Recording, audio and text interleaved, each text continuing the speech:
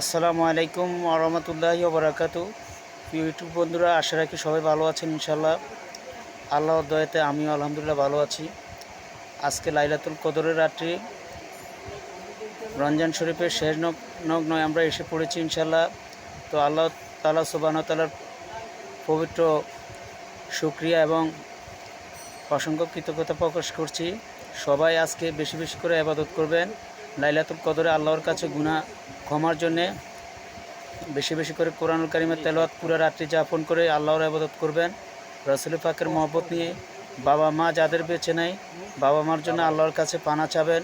বরজকের দরজা আল্লাহ পাক যেন মা বাবাকে সর্বশ্রেষ্ঠ নিয়ামত দান করে এবং দয়া দান করে, এবং যাদের মা বাবা বেঁচে আছেন সবার জন্য দোয়া করবেন আল্লাহর কাছে মন থেকে।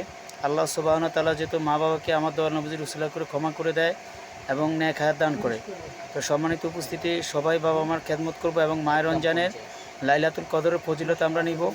সবাইকে অত্যন্ত দৃঢ়তার সাথে আমি বলবো যে আল্লাহর ইবাদত বন্দেগীতে মশগুল থাকার জন্য এবং দয়াল নবজির প্রেমের মালা পড়ে আমলটা সুন্দর করে নফল ইবাদত বন্দেগী করে আল্লাহর নৈকট্য লাভ করবো আমরা ইনশাআল্লাহ। আর একটি বছর পরে আমরা পাবো লাইলাতুল কদর আবার বেঁচে থাকলে। তো 2025 সালের জন্য হতে পারে আমাদের শেষ লাইলাতুল কদর। এবং আর একটি খুশি সংবাদ আমাদের জন্য, জুম্মা মুবারকের পূর্বরাত্রি। তো আজকে বেশি বেশি করে নেক আমল করলে আল্লাহ তাআলা খুশি হবেন ইনশাআল্লাহ। সবাই আমরা নিজ নিজ দায়িত্ব থেকে চেষ্টা করব। আসসালামু আলাইকুম ওয়া রাহমাতুল্লাহি তাআলা ওয়া বারাকাতুহু।